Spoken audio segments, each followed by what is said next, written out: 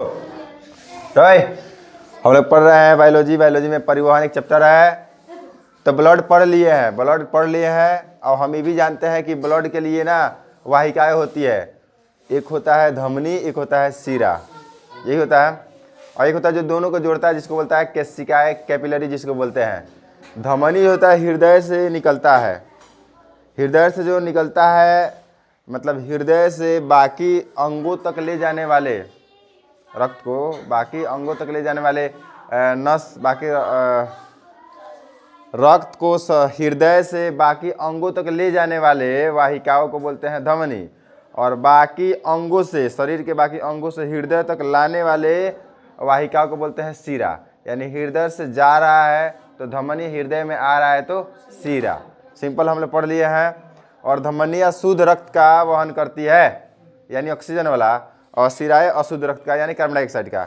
लेकिन एक बात बताओ, जब हृदय से फेफड़ा के पास जाता है तो वो तो बेचारा कार्बन डाइऑक्साइड लेके जाता है, और जाता है धमनी और कार्बन डाइऑक्साइड लेके जाता है।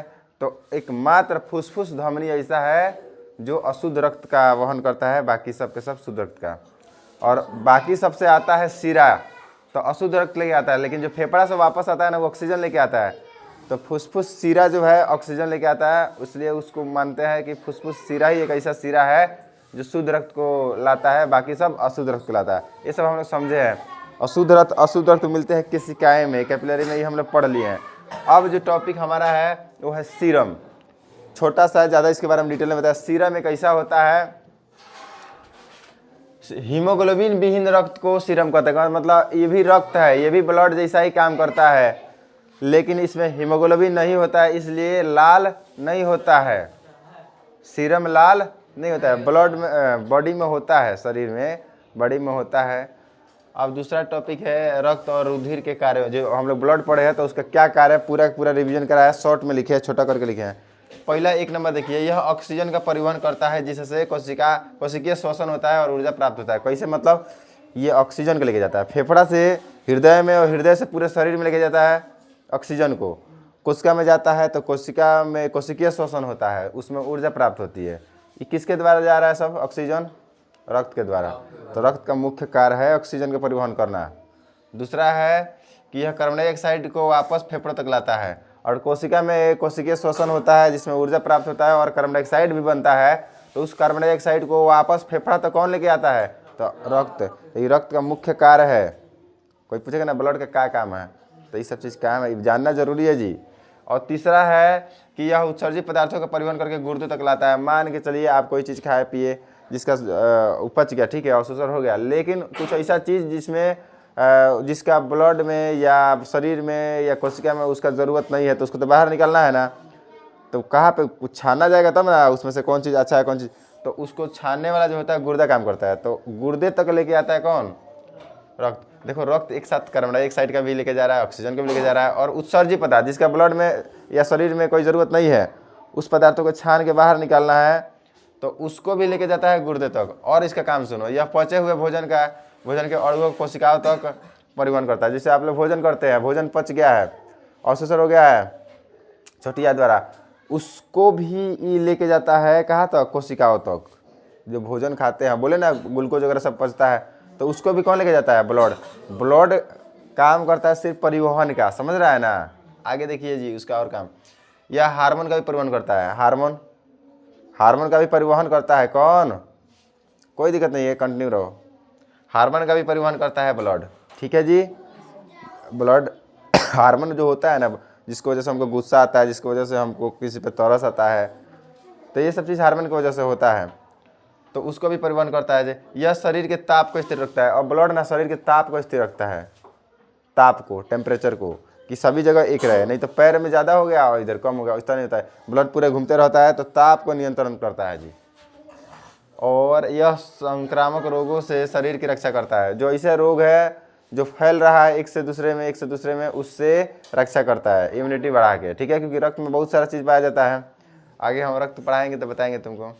रक्त के जैसा ही एक होता है लिम्फ।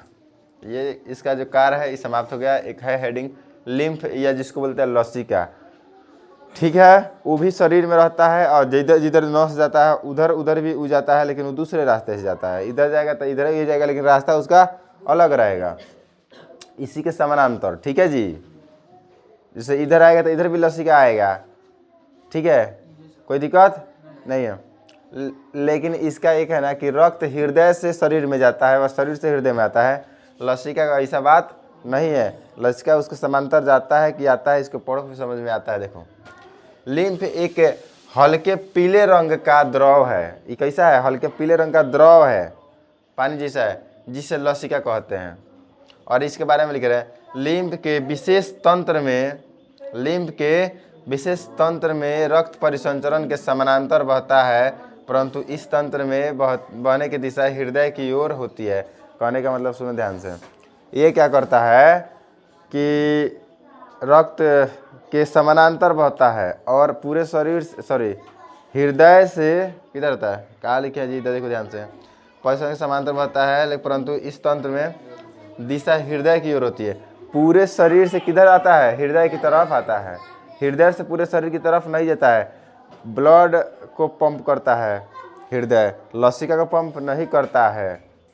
ब्लड को पंप करके पूरे शरीर तक पहुंचाता है, लेकिन लसिका को पंप करके नहीं पहुंचाता है। लसिका पूरे शरीर से आता है, किधर? हृदय की तरफ आता है। ठीक है, क्यों आता है, कैसे आता है, क्या काम है, हम आगे सब कुछ लिख दिया है, तो उसको पढ़ना है। अभी कोई पूछे लसिका की दिशा क्या है, तो कहिए कि शरीर के अंगों से हृदय की ओर। किसके ओर? अब ब्लड का दिशा हृदय से शरीर और शरीर से हृदय, उसका दोनों तरफ है। लेकिन लसिका का ऐसा नहीं है। लसिका है ना, वो पूरे शरीर से किधर आएगा? हृदय आएगा। क्यों आएगा, तो इसको आगे सब कुछ लिख दिया। देखिए, लिम्फ होता है, लिम्फ वाहिनियाँ में बहता है। लिम्फ वाहिनियाँ लिम्फ गांठें बनाती है तथा लिम्फ कोशिकाएं होती है, उसमें इस सबको मिला के क्या कहते हैं? लिम्फ तंत्र बोलते हैं। जिस तरह ब्लड, धमनी, शिरा, केशिका, ये सब चीज़ से होते हुए दयालिंद, बयालिंद, दयानीला, ये सब चीज़ से होते हुए जाता है ना, उस सबको बोलते हैं हम, जिस तरह परिसंचरण तंत्र बोलते हैं, इसको बोलते हैं लिम्फ तंत्र। जिसमें क्या होता है?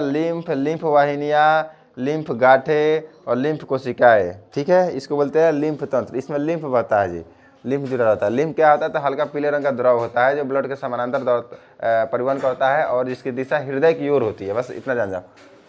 लिम्फ शरीर के संक्रमण से सुरक्षा करता है। इसका काम है संक्रमण से सुरक्षा करना। जिससे मान किसी एक को खांसी हो गया, अब सबको हो जाना चाहिए, अगर तुम्हारा कमजोर है तो उससे रक्षा करता है। नहीं समझ रहा है ना? जो एक से दूसरे में फैलने वाला बीमारी है उसको उससे ही लड़ता है, उससे बचाता है। कौन? लिम्फ। प्रोटीन और वसा के दीर्घाणुओं का परिवहन करता है। जैसे आप लोग खाना खाते हैं तो प्रोटीन या वसा तो डायरेक्ट ब्लड में मिलेगा ना, तो नुकसान पहुंचाएगा, तो उसको लेके जाता है, उसका परिवहन करता है। कौन? लिम्फ। ठीक है जी। रक्त के ऊतकों के अतिरिक्त जल को रक्त में सम्मिलित करता है।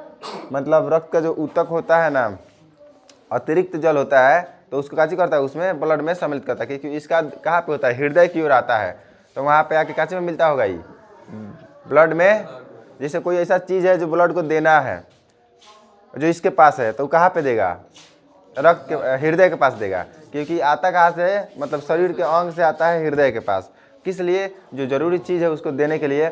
और ब्लड से कोई चीज़ अगर मान के चलिए, जैसे कि वो द्रव है और ब्लड में कोई ऐसा चीज़ जिसमें ब्लड का ज़रूरत नहीं है, तो किसको देता है? इसको दे देता है। ठीक है, जो इसको ज़रूरत है।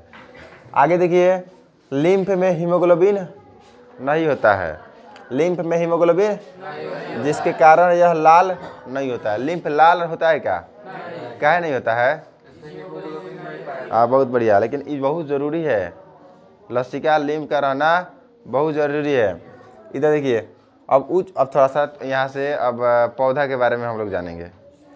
उच्च स्तरीय पौधा होता है ना, उसमें पदार्थों का परिवहन कैसे होता है? जो पौधा होता है उसमें पदार्थों का परिवहन, अभी तो हमने पढ़ लिए शरीर के बारे में कि ब्लड के द्वारा ही सब आता है। उत्सर्जित पदार्थ हो, चाहे हार्मोन हो, ऑक्सीजन हो, कार्बन डाइऑक्साइड हो, कुछ भी हो, किसके द्वारा परिवहन होता है? ब्लड के द्वारा, या कुछ लिम्फ के द्वारा होता है, यही ना। लेकिन पेड़ पौधा में ब्लड होता है क्या? धमनी, शिरा, हृदय होता है, तो उसमें पदार्थ का परिवहन एक जगह से दूसरी जगह कैसे होता है? तो उसके बारे में लिखे हैं। दो विधियाँ होती है परिवहन का, दो विधियाँ। एक होता है स्थानांतरण, इसको होता है वाष्पोत्सर्जन। स्थानांतरण और वाष्पोत्सर्जन। स्थानांतरण को बोलते हैं ट्रांसलोकेशन और इसको बोलते हैं ट्रांसपीरेशन। ठीक है, जान दीजिए स्थानांतरण किसे कहते हैं। तो खनिज एवं भोजन के जलीय घोल का पौधे के एक भाग से दूसरे भाग में जाना स्थानांतरण कहलाता है। जो खनिज होता है, जो जलीय घोल है और पेड़ पौधा के एक भाग से दूसरे भाग में जा रहा है अपने से, तो उसको बोलेंगे स्थानांतरण, स्थान उसका बदल रहा है। लेकिन वाष्पोत्सर्जन क्या है समझो। पत्तियों की सतहों पर पाए जाने वाले वातरंधों से होकर जल के भाप के रूप में वातावरण में विलीन होना वाष्पोत्सर्जन कहलाता है। फिर से समझो, दो चीजें है, पेड़ पौधा है, क्या चीज हम पेड़ पौधा मान लो। तो यहाँ से कोई ऐसा खनिज है जो मान के चलिए आप लोग पेड़ पौधा में खा देते हैं ना, यूरिया वगैरह कुछ देते हैं तो आता है इसमें, तब पत्ता हरा हरा हो जाता है। तो यहाँ से यहाँ की तरफ आना पूरा, ये हो गया स्थानांतरण। क्या हो गया?